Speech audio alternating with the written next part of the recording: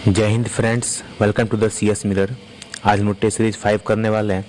इससे पहले हम लोग टेस्ट सीरीज़ 4 तक कर चुके हैं। अगर आप लोग वो नहीं देखे हैं तो चैनल पर जाकर के सारा वीडियो देख सकते हैं। तो चलिए आज स्टार्ट करते हैं टेस्ट सीरीज़ 5। आज का फर्स्ट क्वेश्चन है, निम्नलिखित में से किस वर्ष को पहली बार ग्राम सभा वर्ष घोषित किया गया था? तो इसका सही आंसर हो जाएगा 2009 से 2010। नेक्स्ट क्वेश्चन है, पंचशील समझौता किन दो देशों के मध्य हुआ था? तो इसका सही आंसर हो जाएगा भारत और चीन के बीच। तो भारत और चीन के बीच जो पंचशील समझौता ये कब हुआ था? तो ये जो 1954 में हुआ था। और भारत और चीन के बीच अगर रेखा की बात की जाए तो कौन सी रेखा है? तो मैकमोहन रेखा है जो 1914 में खींची गई थी। उसके बाद है भारत और पाकिस्तान के बीच कौन सी रेखा है? तो रेड क्लिफ रेखा है जो 1947 में खींची गई थी। और भारत और अफगानिस्तान के बीच बात की जाए तो डूरंड रेखा है। अगर अभी वर्तमान में पूछे डूरंड रेखा किसके बीच है, तो वर्तमान में जो है डूरंड रेखा पाकिस्तान और अफगानिस्तान के बीच है। लेकिन जब यह खींची गई थी तो यह जो भारत और अफगानिस्तान के मध्य खींची गई थी।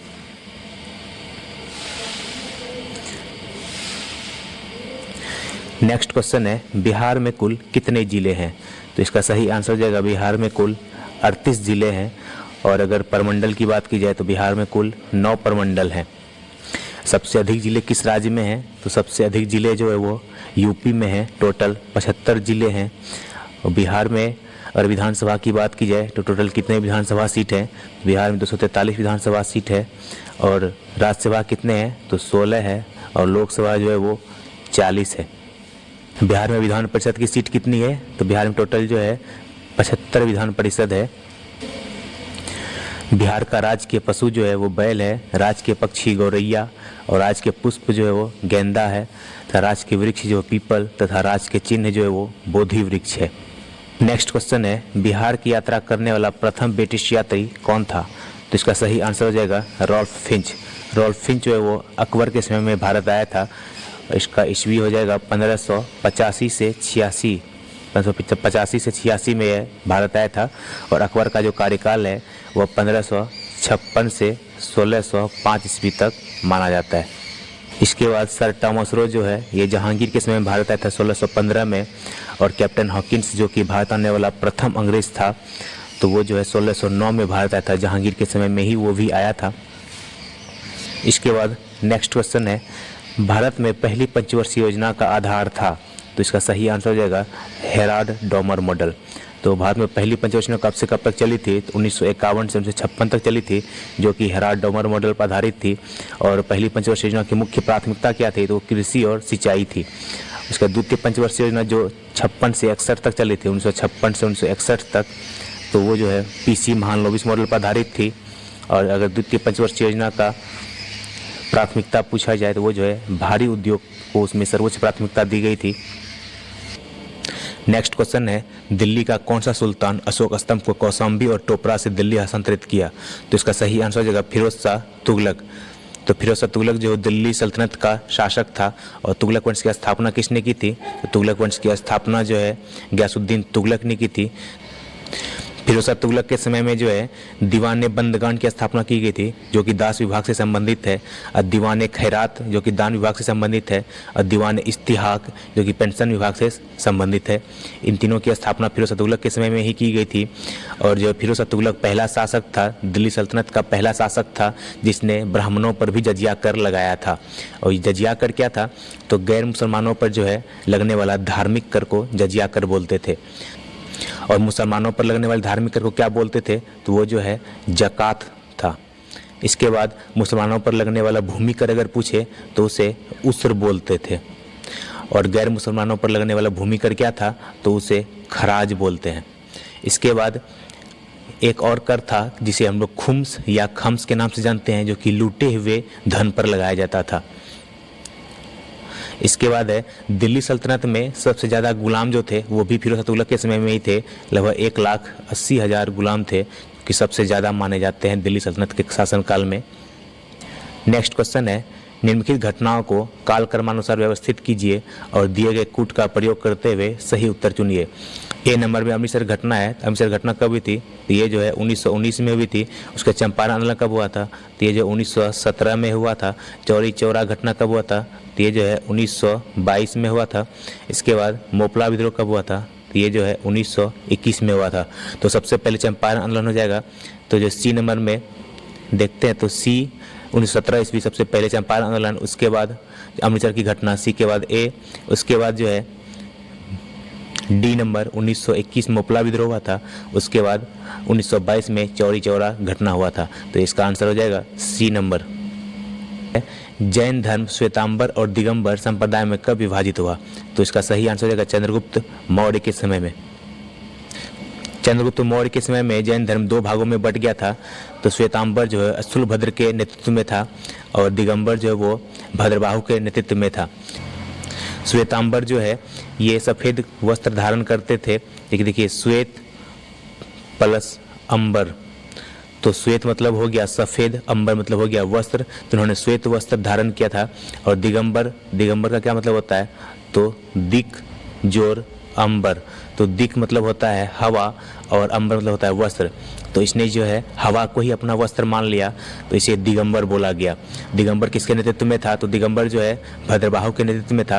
अब भद्रबाहु ने एक पुस्तक की भी रचना की है, उसका नाम क्या है? आप लोग कमेंट में जरूर बताइएगा।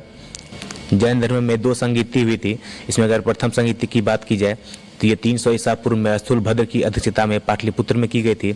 और दूसरी संगीति जो थी वो 512 ईस्वी में बल्लभी में क्षमाश्रवण की अध्यक्षता में की गई थी।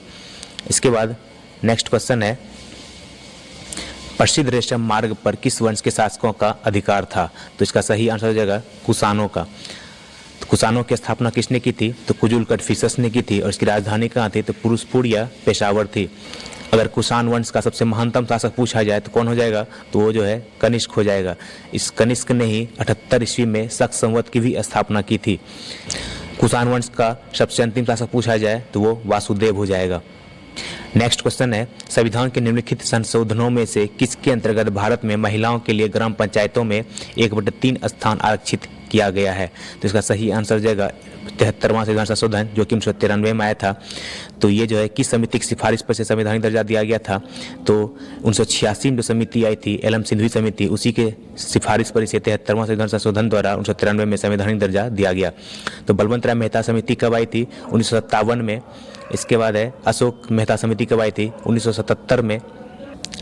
जीवी के राय समिति कब आई थी? तो 1985 में। और एलएम सिंधवी समिति कब आई थी? तो 1986 में। एक और संविधान संशोधन आप लोगों को बताए थे, 64वां संविधान संशोधन 1989 में जो हुआ था वो किससे संबंधित है? वो भी पंचायती राज से ही संबंधित है। अगर पंचायती राज की बात की जाए तो इसका वर्णन जो है संविधान के भाग 9 और अनुसूची 11 में है। पंचायती राज में टोटल कितने विषय हैं? तो पंचायती राज में टोटल जो है 29 विषय है। और भारत में वर्तमान में ऐसे कौन से राज्य हैं जहां पंचायती राज व्यवस्था नहीं लागू है? तो ये नाम आपको ध्यान में रखना है। तो नागालैंड, मेघालय और मिजोरम, ये 3 ऐसे राज्य हैं जहां पर पंचायती राज व्यवस्था नहीं लागू है। और अगर केंद्र शासित प्रदेश की बात की जाए तो दिल्ली में जो है पंचायती राज व्यवस्था लागू नहीं है। इसके बाद 74वां संविधान संशोधन देख लेते हैं। इसके तहत जो है नगर पालिका को संवैधानिक दर्जा दिया गया था, जिसका वर्णन भाग 9 के क में तथा अनुसूची 12 में दिया गया है। नगर पालिका में टोटल कितने विषय हैं? नगर पालिका में टोटल जो है वो 18 विषय हैं। नेक्स्ट क्वेश्चन है, देवनागरी लिपि का सही विकास क्रम क्या है? तो इसका सही आंसर हो जाएगा सी नंबर, ब्राह्मी लिपि, गुप्त लिपि, नागरी लिपि, देवनागरी लिपि। नेक्स्ट क्वेश्चन है, निम्नलिखित में से किस शैलगित गुफा में 11 सिरों के बोधिसत्व का अंकन मिलता है? तो इसका सही आंसर हो जाएगा कन्हेरी गुफा में। कन्हेरी गुफा कहाँ है? तो महाराष्ट्र में स्थित है। ये सभी गुफा जो है वो मुंबई महाराष्ट्र में ही स्थित है। अगर पूछे मुंबई किस द्वीप पर स्थित है तो मुंबई जो है वो सॉल्सेट द्वीप पर स्थित है। सरदेशमुखी की वसूली शिवाजी इसलिए करते थे क्योंकि वे महाराष्ट्र के पुश्तैनी सरदेशमुख थे। सरदेशमुखी राजस्व का कितना भाग वसूला जाता था? तो सरदेशमुखी देखिए इसमें देश है तो आप 2 से याद रख सकते हैं, 10 यानी 1/10 भाग जो है इसमें वसूला जाता था। एक और कर जो है मराठा के द्वारा वसूला जाता था वो था चौथ। तो चौथ में जो है 1/4 भाग वसूला जाता था। मराठा साम्राज्य की स्थापना किसने की थी? तो शिवाजी ने मराठा साम्राज्य की स्थापना की थी। नेक्स्ट क्वेश्चन है, मराठों और अहमद शाह अब्दाली के मध्य लड़े गए पानीपत के तृतीय युद्ध के समय पेशवा कौन था? तो इसका सही आंसर हो जाएगा बालाजी बाजीराव। पानीपत का तृतीय युद्ध जो 1761 ईस्वी में लड़ा गया था, जिसमें मराठों की हार हुई थी, इस हार को नहीं सह पाने के कारण बालाजी बाजीराव की मृत्यु भी हो गई थी। नेक्स्ट क्वेश्चन है, कृष्णा नदी पर स्थित श्रीशैलम बांध किस राज्य में स्थित है? तो इसका सही आंसर हो जाएगा आंध्र प्रदेश। इसके बाद दो और बांध है जो कृष्णा नदी पर स्थित है, नागार्जुन सागर बांध और अलमाटी बांध। कृष्णा नदी के उद्गम की बात की जाए तो इसका उद्गम जो है महाराष्ट्र के महाबलेश्वर से होता है। और कृष्णा नदी के सहायक नदी की बात की जाए तो कोयना, तुंगभद्रा, भीमा, मूसी, अमरावती, पंचगंगा, दूधगंगा, घाट प्रभा, माल प्रभा, ये सभी जो है कृष्णा नदी की सहायक नदी है, जो कि एग्जाम में बार बार पूछे जाते हैं। इसके बाद नेक्स्ट क्वेश्चन है, माइकल ओडायर की हत्या किस भारतीय क्रांतिकारी ने की थी? तो इसका सही आंसर हो जाएगा उधम सिंह। उधम सिंह ने 13 मार्च 1940 को जो है लंदन में जाकर के इसकी हत्या की थी। 13 अप्रैल 1919 में जालियांवाला बाग हत्याकांड हुआ था, उसमें माइकल ओडायर जो है पंजाब का लेफ्टिनेंट गवर्नर था, और जिसने जनसभा पर गोली चलाई थी उसका क्या नाम था? तो उसका नाम जो है R.E.H. डायर था। तो आपको दोनों में कंफ्यूज नहीं होना है। एक जो है माइकल ओडायर था जिसकी हत्या उधम सिंह ने की थी, और एक जो R.E.H. डायर था जो कि जनसभा पर गोली चलवाया था। तो इसकी हत्या उधम सिंह ने नहीं की थी, उधम सिंह ने माइकल ओडायर की हत्या की थी। निम्नलिखित में से किस राज्य के कुल सिंचित क्षेत्र का अधिकतम प्रतिशत तालाबों द्वारा सिंचित होता है? इसका सही आंसर हो जाएगा तमिलनाडु। तमिलनाडु में जो वो सर्वाधिक सिंचाई जो है तालाबों द्वारा की जाती है। इसके बाद नेक्स्ट क्वेश्चन है, सूची 1 और सूची 2 को सुमेलित कीजिए। तो हंगुल जो हिरन की प्रजाति है तो ये कहाँ पाई जाती है? तो ये दाची गांव जम्मू कश्मीर में पाई जाती है। उसके बाद बाघ कहाँ पाया जाता है? तो ये सुंदरवन में पाया जाता है पश्चिम बंगाल में। भारतीय लायन कहाँ पाया जाता है? तो ये जो है गिर वन में पाया जाता है, गुजरात के गिर वन में। और राइनोसेरस जो कि एक सींग वाला गेंडा होता है, तो ये कहाँ पाया जाता है? तो ये जो है काजीरंगा असम में पाया जाता है। तो इसका सही आंसर हो जाएगा ए का 2 और बी का 3। तो ये जो है बी नंबर में हो जाएगा इसका सही आंसर, सी का 4 और डी का 1। नेक्स्ट क्वेश्चन है, सतोपंथ ग्लेशियर अवस्थित है? तो इसका सही आंसर हो जाएगा उत्तराखंड में। नेक्स्ट क्वेश्चन है, निम्नलिखित में से कौन सी संसदीय कार्यविधि भारत की देन है? तो इसका सही आंसर हो जाएगा शून्यकाल। शून्यकाल जो भारत की देन है, इसे 1962 में प्रारंभ किया गया था। प्रश्नकाल के बाद के समय को शून्यकाल कहा जाता है, और वर्तमान समय में भारतीय संविधान में जो है 1 से 2 बजे तक के समय को शून्यकाल कहा जाता है। नेक्स्ट क्वेश्चन है, भारतीय संविधान की प्रस्तावना में न्याय शब्द का प्रयोग किस अर्थ में किया गया है? तो इसका सही आंसर हो जाएगा सामाजिक, आर्थिक और राजनीतिक न्याय। तो भारत की प्रस्तावना में जो है टोटल 3 प्रकार के न्याय का उल्लेख किया गया है, वो है सामाजिक, आर्थिक और राजनीतिक न्याय। अगर समानता की बात की जाए तो प्रतिष्ठा एवं अवसर 2 प्रकार की समानता की बात की गई है, और स्वतंत्रता की बात की जाए तो टोटल जो है 5 प्रकार की स्वतंत्रता की बात की गई है, विचार, अभिव्यक्ति, विश्वास, धर्म और उपासना। और भारत संविधान में प्रस्तावना में जो कितने बार संशोधन किया गया है? तो भारत संविधान की प्रस्तावना में जो अभी तक मात्र एक ही बार संशोधन हुआ है, वो जो 42वां संविधान संशोधन 1976 में किया गया था, जिसमें जो है समाजवादी, धर्मनिरपेक्ष और अखंडता शब्दों को जोड़ा गया था। इसके बाद नेक्स्ट क्वेश्चन है, वित्त आयोग की संस्तुतियां, इसका सही आंसर हो जाएगा सरकार द्वारा सुविधानुसार स्वीकृत या अस्वीकृत कर दी जाती है। तो सरकार अपनी सुविधा के अनुसार जो है इसको स्वीकृत या अस्वीकृत कर सकती है। वित्त आयोग की बात की जाती है, जो है भारत के संविधान में अनुच्छेद 280 में है। और अगर इसके सदस्य की बात की जाए तो इसमें जो है 1 अध्यक्ष और 4 अन्य सदस्य होते हैं। और इसकी नियुक्ति कौन करता है? तो इसकी नियुक्ति जो राष्ट्रपति द्वारा की जाती है। और राज्य वित्त आयोग की अगर बात की जाए तो वो जो है अनुच्छेद 243 के जो में वर्णित है। प्रथम वित्त आयोग के अध्यक्ष कौन थे? प्रथम वित्त आयोग जो आया था उसके अध्यक्ष के नियोगी थी। और अभी वर्तमान में जो है 15वां वित्त आयोग चल रहा है, तो 15वां वित्त आयोग का अध्यक्ष कौन है? तो वो जो है NK सिंह है। तो 15वां वित्त आयोग का कार्यकाल क्या है? तो वो 2021 से 2026 तक। नेक्स्ट क्वेश्चन है, मंत्रिपरिषद से पद त्याग करने के लिए मंत्री किसे अपना त्याग पत्र संबोधित करेगा? तो इसका सही आंसर हो जाएगा राष्ट्रपति। मंत्री जो है वो राष्ट्रपति के नाम से ही संघ के मंत्रियों के रूप में कार्य करते हैं। और मंत्री को पद की शपथ कौन दिलाता है? तो प्रधानमंत्री की सिफारिश पर राष्ट्रपति के द्वारा ही उसे पद की शपथ भी दिलाया जाता है। नेक्स्ट क्वेश्चन है, लोकसभा का 5 वर्ष का सामान्य कार्यकाल समाप्त होने से पहले इसे कौन भंग कर सकता है? तो इसका सही आंसर हो जाएगा सी नंबर, राष्ट्रपति जो है प्रधानमंत्री की सिफारिश पर इसको भंग कर सकते हैं। लोकसभा की संरचना की बात की जाए तो कौन से अनुच्छेद में है? तो लोकसभा संरचना जो है वो अनुच्छेद 81 में है। और लोकसभा कार्यकाल जो है 5 वर्ष का होता है। तो लोकसभा का पहला कार्यकाल कब से कब तक चला था? तो 1952 से 1957 तक चला था। और पहले लोकसभा अध्यक्ष कौन थे? तो जो वो जीवी मावलंकर थे। और दूसरे लोकसभा अध्यक्ष की बात की जाए तो एम अनंत सेनम आयंगर थे, जो कि लोकसभा के पहले उपाध्यक्ष भी रह चुके हैं। और राज्यसभा की बात की जाए तो अनुच्छेद 80 में है। राज्यसभा अनुच्छेद कितने में है? राज्यसभा जो है अनुच्छेद 80 में है। और राज्यसभा का कार्यकाल कितना होता है? तो राज्यसभा का कार्यकाल नहीं होता है। राज्यसभा एक अस्थायी सदन है जो कि कभी भंग नहीं होती। राज्यसभा के सदस्य का कार्यकाल होता है जो कि 6 वर्ष का होता है। और प्रत्येक 2 वर्ष में जो है राज्यसभा का 1/3 सदस्य जो है वो सेवानिवृत्त होता है। ये भी आप लोग को ध्यान में रखना है। और राज्यसभा के अगर प्रथम सभापति की बात की जाए तो वो जो है डॉक्टर एस राधाकृष्णन थे। और प्रथम उपसभापति कौन थे? तो SV Krishnamurthy Rao. Next question है, निम्नलिखित में से कौन सा देश आसियान का सदस्य नहीं है? तो इसका सही आंसर हो जाएगा बांग्लादेश जो है वो आसियान का सदस्य देश नहीं है। आसियान का फुल फॉर्म क्या होता है? Association of south east Asian Nations. अगर आसियान का स्थापना कब हुआ था? तो आसियान का स्थापना जो 1967 में हुआ था।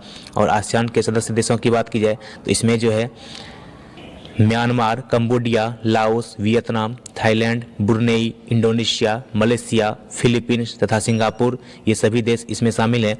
और इसका हेडक्वार्टर कहाँ है? इसका हेडक्वार्टर जो है इंडोनेशिया के जकार्ता में स्थित है। नेक्स्ट क्वेश्चन है, निम्नलिखित अनुच्छेदों में कौन एक राज्य सरकार को ग्राम पंचायतों को संगठित करने के लिए निर्देशित करता है? तो इसका सही आंसर हो जाएगा अनुच्छेद 40, जो कि संविधान के नीति निर्देशक सिद्धांत में वर्णित है। इसके बाद अनुच्छेद 32 जो है ये मौलिक अधिकार से संबंधित है, जिसे संवैधानिक उपचारों का अधिकार कहा जाता है।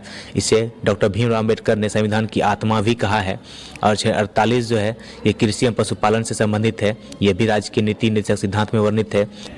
और 48 क की बात की जाए, जिसे संविधान में 42वां संविधान संशोधन 1976 द्वारा जोड़ा गया था, तो इसमें जो है पर्यावरण का संरक्षण, वन एवं वन्य जीवों की रक्षा की बात की गई है। इसके बाद अनुच्छेद 51 की बात की जाए तो ये जो है अंतर्राष्ट्रीय शांति एवं सुरक्षा से संबंधित है। ये भी राज्य की नीति निर्देशक सिद्धांत में ही वर्णित है।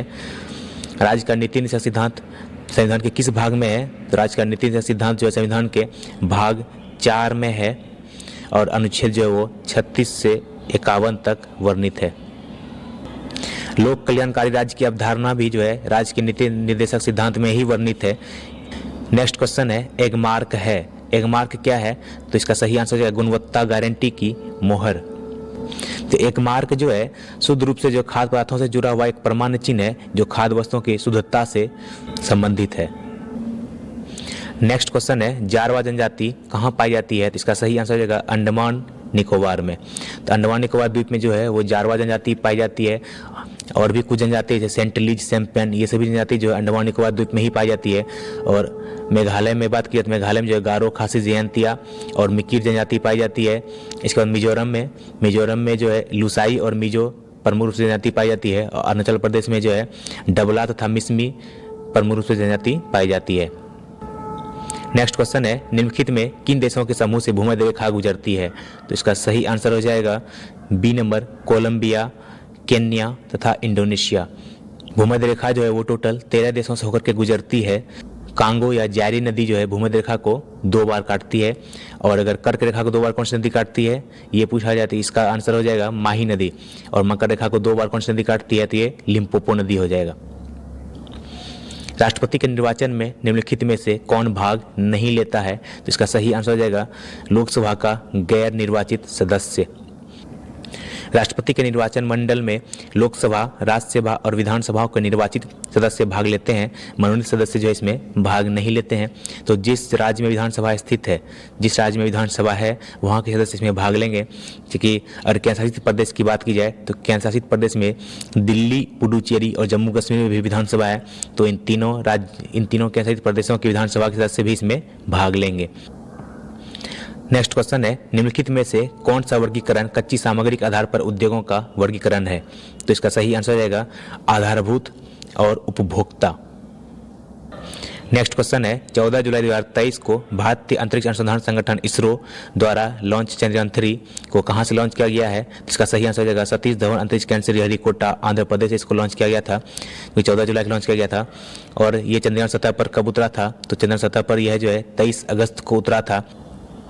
जिस जगह पर यह उतरा था उसे शिव शक्ति स्थल नाम दिया गया है।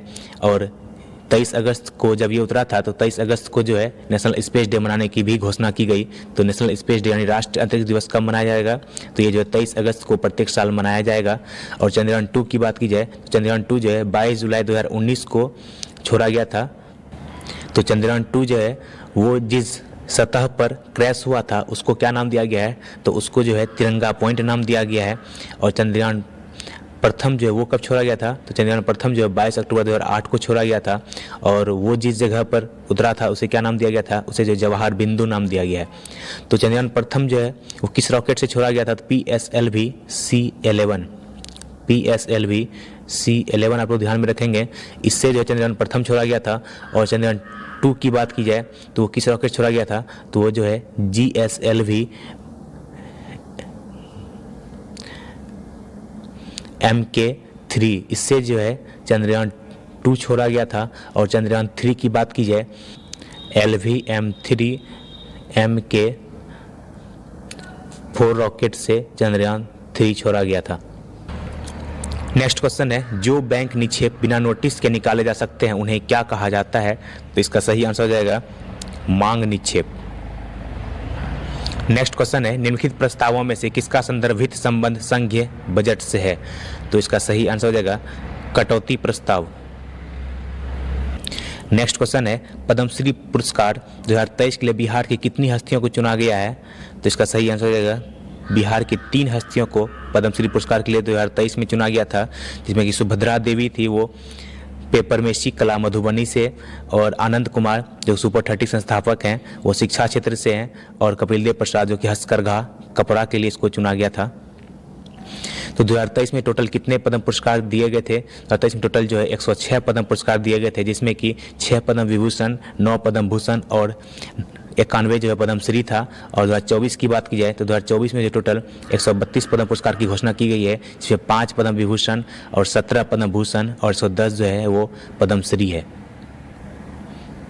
इसके बाद मुद्रा अवमूल्यन का परिणाम होता है। तो मुद्रा अवमूल्यन का परिणाम क्या होता है? तो इसका सही आंसर हो जाएगा निर्यात में वृद्धि और भुगतान संतुलन में सुधार।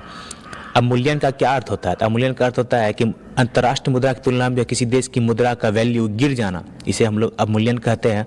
ऐसा करने का उद्देश्य होता है आयात को कम करना और निर्यात को बढ़ावा देना तथा भुगतान संतुलन कायम करना होता है। और भारत में जो अभी तक मुद्रा अवमूल्यन कितनी बार हुआ है? तो स्वतंत्र भारत में अभी तक 3 बार मुद्रा अवमूल्यन किया गया है, 1949 में, 1966 में और 1991 में। 3 बार जो है भारत में मुद्रा अवमूल्यन हुआ है। के बाद नेक्स्ट क्वेश्चन है भारत में एग्रो इकोलॉजिकल जोन्स की कुल संख्या कितनी है? तो इसका सही आंसर हो जाएगा डी नंबर। भारत में कुल जो है 20 कृषि पारिस्थितिकीय क्षेत्र हैं, जिसे एग्रो इकोलॉजिकल जोन्स भी कहा जाता है। नेक्स्ट क्वेश्चन है तिब्बत के पठार की समुद्र तल से औसत ऊंचाई कितनी है? तो इसका सही आंसर हो जाएगा डी नंबर 5 किलोमीटर। तिब्बत में एक पामीर का पठार स्थित है जिसे विश्व का छत भी कहा जाता है। नेक्स्ट क्वेश्चन है भारत में निम्नलिखित कौन सी पर्वतीय श्रेणी केवल एक ही राज्य में स्थित है? तो इसका सही आंसर रहेगा बी नंबर। अजंता पर्वत श्रेणी जो वो केवल एक ही राज्य में स्थित है। अजंता पर्वत श्रेणी किस राज्य में है? ये जो है महाराष्ट्र में स्थित है। नेक्स्ट क्वेश्चन है निम्नलिखित देशों की मुद्रा का कौन सा विकल्प सुमेलित नहीं है? तो इसका सही आंसर रहेगा इटली। इटली की मुद्रा लीरा है, यूरो नहीं है। इसमें बहुत सारे ऐसे देश आप लोग देख रहे होंगे, बुल्गारिया, मोल्दोवा, अल्बानिया, इतने सारे देशों की मुद्रा कैसे याद किया जाए? तो इतने सारे देशों की मुद्रा याद रखना जरूरी नहीं है। तो एग्जाम में जो क्वेश्चन आते हैं वो हाल ही में जो करंट अफेयर्स में होते हैं, तो उन्हीं देशों की मुद्रा या राजधानी पूछी जाती है, और या फिर आप भारत के पड़ोसी देशों की मुद्रा याद रख सकते हैं। तो ये सभी जो इम्पोर्टेंट हैं भारत के पड़ोसी देश और करंट अफेयर में जो चर्चित देश होते हैं, तो इन्हीं देशों से संबंधित क्वेश्चन अक्सर एग्जाम में देखने को मिलते हैं। नेक्स्ट क्वेश्चन है भारतीय उपमहाद्वीप पर ग्रीष्म ऋतु में उच्च ताप और निम्न दाब हिंद महासागर से वायु का आकर्षण करते हैं, जिसके कारण प्रभावित होती है। तो इसका सही आंसर हो जाएगा दक्षिण पश्चिम मानसून। दक्षिण पश्चिम मानसून जो है भारत में अधिकतम वर्षा होती है। और अगर तमिलनाडु में पूछा जाए तो वो तमिलनाडु में वर्षा जो होती है वो किस मानसून से होती है, तो वो जो है लौटती मानसून से होती है या फिर उत्तर पूर्वी मानसून से होती है। नेक्स्ट क्वेश्चन है, भारत के निम्नलिखित क्षेत्रों में कौन सा कपास का अधिकतम मात्रा में उत्पादन करता है? तो इसका सही आंसर हो जाएगा कि भारत का जो राज्य है कहाँ पर कपास का उत्पादन किया जाता है, तो गुजरात और महाराष्ट्र में सबसे ज़्यादा इसका उत्पादन किया जाता है। तो इसका सही आंसर हो जाएगा उत्तर पश्चिमी और पश्चिमी भारत में जो है कपास का अधिकतम उत्पादन किया जाता है। तो कपास के लिए जो है वर्षा कितनी चाहिए? कपास के लिए वर्षा जो है 50 से 100 सेंटीमीटर तक इसके लिए वर्षा चाहिए और तापमान जो है 21 से 25 डिग्री सेल्सियस तक होनी चाहिए। और यह जो कपास जो है वो उपोष्ण तथा उष्ण कटिबंधीय पौधा है। और भारत में जो है सबसे ज़्यादा कौन सा कपास उत्पादन किया जाता है? तो भारत में सबसे ज़्यादा जो है मध्यम रेशे वाली और लंबी रेशे वाली कपास का उत्पादन किया जाता है। छोटी रेशे वाली का उत्पादन भारत में नहीं किया जाता है। नेक्स्ट क्वेश्चन है, अलमाटी बांध किस नदी पर है? तो अभी कुछ देर पहले हम लोगों ने देखा था अलमाटी बांध जो है कृष्णा नदी पर स्थित है। श्री सैलम बांध, अलमाटी बांध, नागार्जुन बांध ये सभी जो है कृष्णा नदी पर ही स्थित है। इसके बाद नेक्स्ट क्वेश्चन है, देश के निम्नलिखित किस राज्य में सबसे पहले सूर्योदय होता है?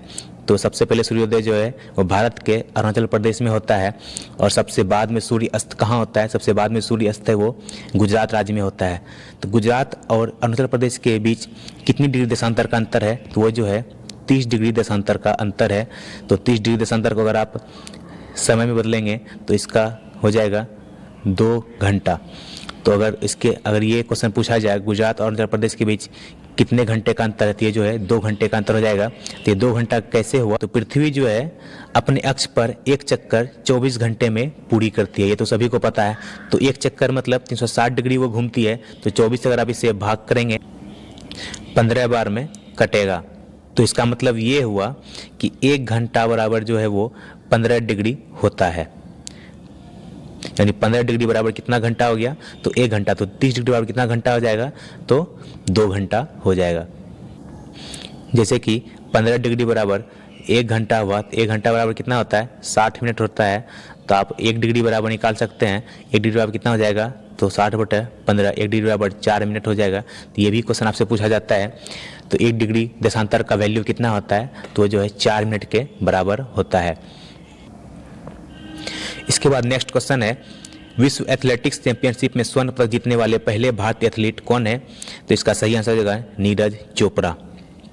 विश्व एथलेटिक्स चैंपियनशिप कहाँ आयोजन हुआ था? तो इसका आयोजन जो है बुडापेस्ट हंगरी में हुआ था। हंगरी की राजधानी कहाँ है? तो बुडापेस्ट है। नेक्स्ट क्वेश्चन है, भारत के बाहर विश्व के पहले योग विश्वविद्यालय का उद्घाटन कहाँ किया गया है? तो इसका सही आंसर रहेगा लॉस एंजलिस अमेरिका में। तो योग दिवस जो है वो 21 जून को मनाया जाता है। और ये स्टार्ट कब से हुआ था? तो ये स्टार्ट जो है 2015 से किया गया है इसको। नेक्स्ट क्वेश्चन है, listen to your heart the London adventure पुस्तक के लेखक कौन है? तो इसका सही आंसर रहेगा रस्किन बॉन्ड। और एन एरिया ऑफ डार्कनेस पुस्तक किसके द्वारा लिखी गई है? तो वो जो है वी.एस. नायपॉल हो जाएगा। और अगर एन एरा ऑफ डार्कनेस पूछा जाए तो वो जो है शशि थरूर हो जाएगा। नेक्स्ट क्वेश्चन है, 19 सितंबर 2023 को केंद्रीय कैबिनेट द्वारा पारित महिला आरक्षण विधेयक के तहत महिलाओं को लोकसभा एवं राज्य विधानसभाओं में 33% सीट का आरक्षित करने का प्रावधान किया गया है। यह कौन सा संविधान संशोधन विधेयक है? तो इसका सही आंसर है 128वां संविधान संशोधन विधेयक। नेक्स्ट क्वेश्चन है, सितंबर 2023 में किस देश को हराकर भारत ने एशिया कप क्रिकेट 2023 टूर्नामेंट का खिताब जीता है? तो इसका सही आंसर हो जाएगा श्रीलंका को हरा करके जो है एशिया कप जीता था भारत। नेक्स्ट क्वेश्चन है, निम्नलिखित अभिक्रियाओं में विस्थापन अभिक्रिया का उदाहरण कौन सा है? तो इसका सही आंसर हो जाएगा CuSO4 + Fe। ये जो है FeSO4 + Cu हो जाता है। तो इसमें जो है विस्थापन अभिक्रिया क्या होता है? इसमें जो अधिक क्रियाशील धातु जो है वो क्या करती है, अपने से कम क्रियाशील धातु को विस्थापित करके वहाँ पर खुद जुड़ जाती है। इसे ही हम लोग विस्थापन अभिक्रिया कहते हैं। नेक्स्ट क्वेश्चन है, चावल की खेती के लिए आदर्श जलवायु परिस्थितियाँ क्या हैं? तो इसका सही आंसर जाएगा 100 सेंटीमीटर से अधिक वर्षा और 25 डिग्री सेल्सियस से ऊपर टेम्परेचर चाहिए इसके लिए। अंतर्राष्ट्रीय चावल अनुसंधान केंद्र कहाँ है? तो वो जो है मनीला में है। और मनीला किस देश की राजधानी? मनीला जो है वो फिलीपींस की राजधानी है। और केंद्रीय चावल अनुसंधान केंद्र कहाँ है? तो जो है भारत के कटक यानी उड़ीसा राज्य में स्थित है। नेक्स्ट क्वेश्चन है, प्राणियों और पादपों की जातियों में अधिकतम विविधता मिलती है? तो इसका सही आंसर हो जाएगा ए नंबर, उष्ण कटिबंध के आर्द्र वनों में। उष्ण कटिबंध क्षेत्र में जो है उच्च तापमान होता है और भारी मात्रा में वर्षा होता है, जिसके कारण जो वहाँ पर अधिक विविधता पाई जाती है। और उष्ण कटिबंधीय सदाबहार वन भूमध्य रेखा के पास पाए जाते हैं। उष्ण कटिबंधीय कुछ घास स्थल भी हैं, जैसे कि पूर्वी अफ्रीका में सवाना घास स्थल जो है वो उष्ण कटिबंधीय घास स्थल है, और दक्षिण अफ्रीका के ब्राज़ील में जो कंपोज घास स्थल है वो भी उष्ण कटिबंधीय घास स्थल है, और वेनेजुएला में लानोस जो है वो भी उष्ण कटिबंधीय ही घास स्थल है। भारी मशीनों में स्नेहा के रूप में निम्नलिखित किस वस्तु का इस्तेमाल किया जाता है? तो इसका सही आंसर हो जाएगा ग्रेफाइट का। ग्रेफाइट जो है वो विद्युत का सुचालक होता है और ये जो है कार्बन का एक अपरूप है। नेक्स्ट क्वेश्चन है स्पंज क्या होता है?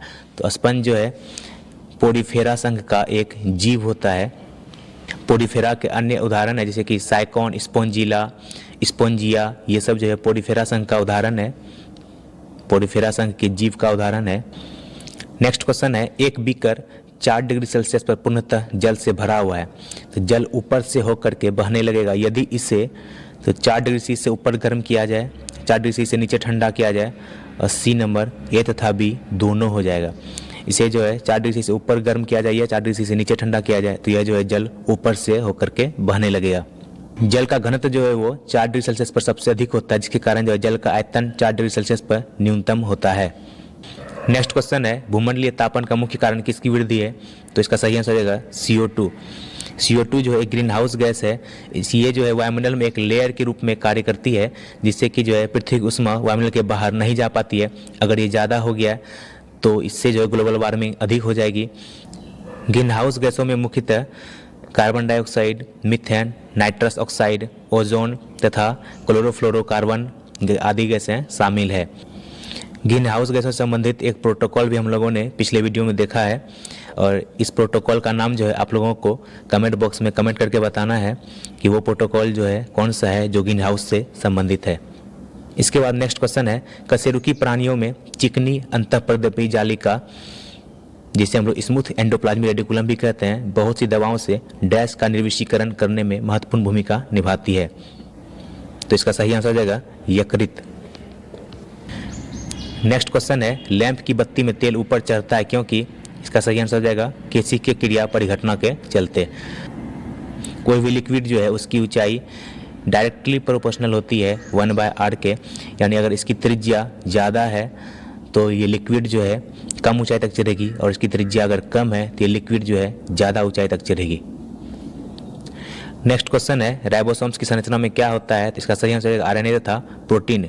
राइबोसोम्स को हम लोग राइबोन्यूक्लिक एसिड भी कहते हैं, और राइबोसोम्स को जो है प्रोटीन की फैक्ट्री कहा जाता है। नेक्स्ट क्वेश्चन है यक्ष्मा के रोगियों में निम्नलिखित में से कौन सी औषधि जो प्रभावशाली होती है? तो इसका सही आंसर हो जाएगा रिफेम्पिसिन। नेक्स्ट क्वेश्चन है जब क्षारीय प्रकृति के एक रसायन को हल्दी की लेप में मिलाया जाता है तो इसका रंग कैसा हो जाता है? तो इसका सही आंसर हो जाएगा लाल। नेक्स्ट क्वेश्चन है निम्नलिखित में से कौन सा एक कथन सही नहीं है? तो तापमान के बढ़ने पर वायु में ध्वनि का वेग बढ़ता है, ये सही है। वायु में ध्वनि वेग दाब पर निर्भर नहीं करता है, ये भी सही है। आर्द्रता के बढ़ने पर वायु में ध्वनि का वेग कम हो जाता है, ये जो है गलत है। आयाम तथा आवृत्ति के परिवर्तन से वायु वेग प्रभावित नहीं होता है, ये भी सही है। तो इसका सही आंसर हो जाएगा आर्द्रता के बढ़ने पर वायु में ध्वनि का वेग कम हो जाता है, ये ऑप्शन जो है गलत है। आर्द्रता के बढ़ने पर वायु में ध्वनि का वेग बढ़ता है, कम नहीं होता है। नेक्स्ट क्वेश्चन है किस पादप को शाक्य भारतीय डॉक्टर की उपमा प्रदान की गई है? तो इसका सही आंसर हो जाएगा तुलसी। नेक्स्ट क्वेश्चन है जैव विकास के संदर्भ में सांपों में अंगों का लोप होने को स्पष्ट किया जाता है, तो इसका सही आंसर हो जाएगा उपार्जित लक्षणों की वंशानुगति से। और ये सिद्धांत किसने दिया था? तो ये जो है लैमार्क का सिद्धांत है। उपार्जित लक्षणों के अध्ययन को क्या कहा जाता है? इसे जो है टोंटोलॉजी कहा जाता है। और जैव विकास का सर्वाधिक प्रसिद्ध सिद्धांत है तो वो जो है चार्ल्स डार्विन का सिद्धांत है। और उत्परिवर्तनवाद का सिद्धांत किसने दिया था? तो वो जो है ह्यूगो डी ब्रिज ने दिया था। नेक्स्ट क्वेश्चन है प्रतिजैविक यानी एंटीबायोटिक दवाएं विषाणु पर प्रभावी नहीं होती है क्योंकि इसमें कोशिका भित्ति का अभाव होता है। नेक्स्ट क्वेश्चन है क्वथन क्या होता है? तो क्वथन जो होता है एक निश्चित तापक्रम पर होता है। क्वथन एक निश्चित तापमान है जिस पर कोई पदार्थ जो है वाष्प बन जाता है। जल का क्वथनांक कितना होता है? तो जल का क्वथनांक जो है 100 डिग्री सेल्सियस होता है, और जल का अगर हिमांक पूछा जाए तो जल का हिमांक जो है वो 0 डिग्री सेल्सियस होता है।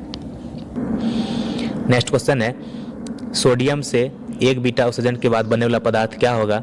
तो एक बीटा उत्सर्जन का मतलब हुआ कि परमाणु संख्या में एक और ऐड हो जाना, और द्रव्यमान संख्या पर इसका कोई फर्क नहीं पड़ता है। अगर सोडियम में एक और ऐड करेंगे तो वो क्या बन जाएगा? तो हमारा मैग्नीशियम बन जाएगा। तो इसका सही आंसर हो जाएगा मैग्नीशियम। मैग्नीशियम की परमाणु संख्या 12 होती है, और मैग्नीज की परमाणु संख्या कितनी होती है? तो मैग्नीज की परमाणु संख्या जो है वो 25 होती है, और Ag जिसे चांदी कहते हैं, इसकी परमाणु संख्या कितनी होती है? तो इसकी परमाणु संख्या जो वो 47 होती है, और Pb जिसे लेड या शीशा कहा जाता है, इसकी परमाणु संख्या जो है वो 82 होती है। नेक्स्ट क्वेश्चन है, ठोसों के बारे में निम्नलिखित में से कौन सा कथन गलत है? तो इसका सही आंसर हो जाएगा बी नंबर, किसी ठोस को गर्म किए जाने पर उसके कणों की तापीय ऊर्जा कम हो जाती है, जिससे यह द्रव में परिवर्तित हो जाता है। यह कथन जो है गलत है। नेक्स्ट क्वेश्चन है, उत्तल लेंस की फोकस दूरी अधिकतम होगी। तो इसका सही आंसर हो जाएगा लाल प्रकाश के लिए। लेंस की फोकस दूरी डायरेक्टली प्रोपोर्शनल होती है प्रकाश के रंग के तरंगदैर्ध्य के। जिस रंग के प्रकाश का तरंगदैर्ध्य जितना ज़्यादा होगा उसकी फोकस दूरी उतनी ही अधिक होगी। तो लाल रंग का तरंगदैर्ध्य ज़्यादा होता है, इसलिए इसकी फोकस दूरी भी अधिक होगी। नेक्स्ट क्वेश्चन है, कितने उपग्रह में सरल लोलक का आवर्तकाल क्या होगा? इसका सही आंसर जाएगा अनंत। आवर्तकाल टी बराबर फार्मूला होता है 2/√L/g। तो इस कृत्रिम उपग्रह के लिए जी का वैल्यू वो 0 होता है, जिससे आवर्तकाल अनंत हो जाएगा। नेक्स्ट क्वेश्चन है, नीचे दिए गए चित्र में दिखाए गए विद्युत परिपथ में चिन्हांकित उपकरणों के नाम लिखें। तो इसका सही आंसर जाएगा ए नंबर।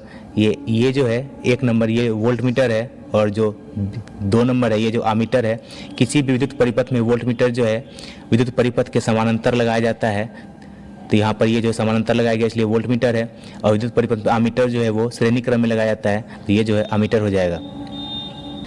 नेक्स्ट क्वेश्चन है, एक ऐसा उदाहरण जिससे विद्युत ऊर्जा का प्रकाश ऊर्जा में हस्तांतरण स्पष्ट होता है। तो इसका सही आंसर हो जाएगा विद्युत धारा से बल्ब का जलना।